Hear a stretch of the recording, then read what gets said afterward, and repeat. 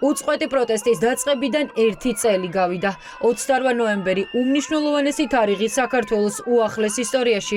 მორიგ ჯერზე გააერთიანებს იმ ადამიანებს, რომლებიც გასული წლის გვიან შემოდგომაზე ქუჩაში ბრაზმა და უსამართლობა მოვადოდ გამოიყვანა.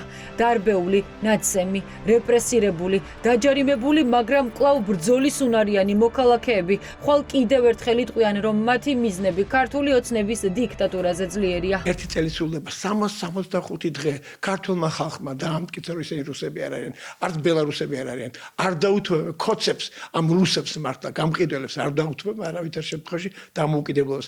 საქართველო არ გახდება კოცისტანი და შევიკრიბოთ ძალიან ბევრი და კიდევ ერთხელ ხმა მოვლა თქვათ. ჩვენ ვართ დამოუკიდებელი, ღირსეული, თავისუფალი ერი. იმ ფრაზის შემდეგ 28-ში რაც გამოაცხადეს, რომ რაღაცნაირად თითქოს და იხურება ევროპის კარი საქართველოსთვის, ხედავთ, რომ ეს ყველაფერი რეალობად იქცა. ჩემი ახლობლები, რომლებიც დგანან იქ, მანამდე თარგმნიან წიგნებს, მუშაობენ, მორბიან, იქ დგანან და შემდეგ მათ აკავებენ და ციხეში სვამენ. ეს დღე იქნება ცალსახად დემონსტრირება იმისა, რომ დასავლური ღირებულებების ერთგული საქართველო ივანიშვილის გუნდს ევროპული კურსიდან გადახვევას არ პატიობს.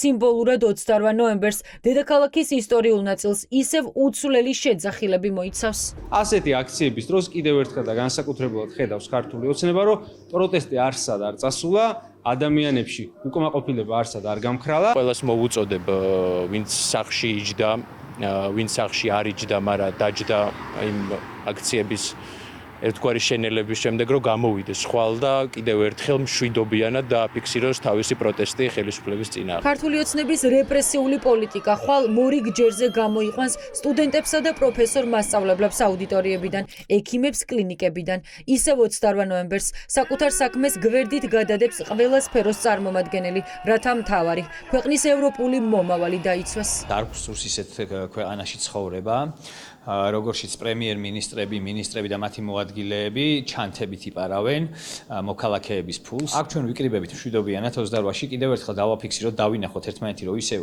ერთად ვართ. ჩვენ ვართ ევროპელები, ჩვენი კულტურით, ჩვენი ტრადიციით, ჩვენი რელიგიით. ამის შეცვლა შეუძლებელია. ვერანაირი დიქტატურა ამ განწყობას ვერ დაამარცხებს, ვერ დავნებდებით, ეს უნდა გაგრძელდეს.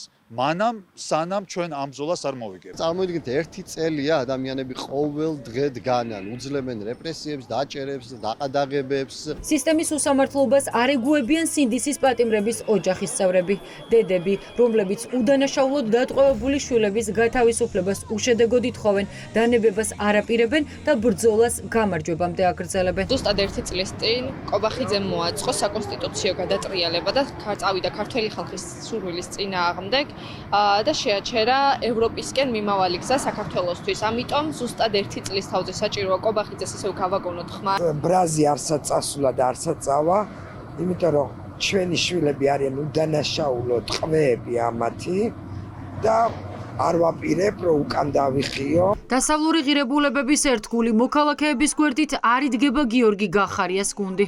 ექს-პრემიერის პარტია პროევროპულ მარშსა და შეკრებას ოფიციალური ინფორმაციით ნაციონალური მოძრაობის გამო გაემიჯნა. ჩვენ არ ვიქნებით არსად, სადაც იქნება ნაცმოძრაობა. ზუსტად 1 წლის წინ ეს აქციები დაიწყო გულწრფელი ხალხის გულწრფელი გაბრაზებით, რომელიც სამწუხაროდ გადაიზარდა გარკვეული პოლიტიკური ძალების მხრიდან, გადაიზარდა ძალიან დამაზიანებელ ქმედებაში და გვირგვინი დაადგეს 4 ოქტომბრის პროვოკაციის სახით. აქციაში მონაწილეობის მზაობა გამოთქვა ძლიერმა საქართველომ. კოალიციის ლიდერები და მათი მხარდამჭერები ხვალინდელ მარშს შეუერთდებიან. ხვალ მნიშვნელოვანია, რაც შეიძლება მეტი ადამიანი გამოვიდეს ქუჩაში, რა თქმა უნდა, ლელო ძლიერი საქართველო ხვალ იქნება აქციაზე.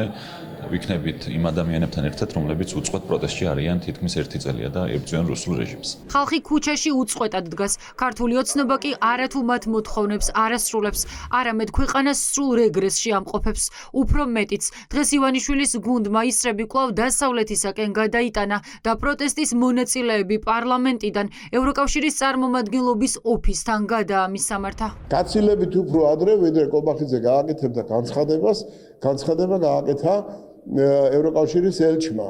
ასე რომ 1 წელი გავიდა ივნისში უკვე ამ პროცესის ესე დაზიანებაზე და თუ კი ვინმე მიტინგს უნდა აწყობდეს, თუ კი სადმე მიტინგი უნდა ეწყობოდეს, ეს უნდა ეწყობოდეს ევროკავშირის საელჩოსთან. შესრულებული და ჩაშლილი გეგმების, არდანებების, სევდის, სიხარულის, რწმენის და რაც მთავარია, გამარჯვებამდე ბრძოლის 1 წელი. მსვლელობა ერთმანეთის პარალელურად ჭავჭავაძისა და კოსტავას გამზირებიდან 19 საათზე დაიწყება.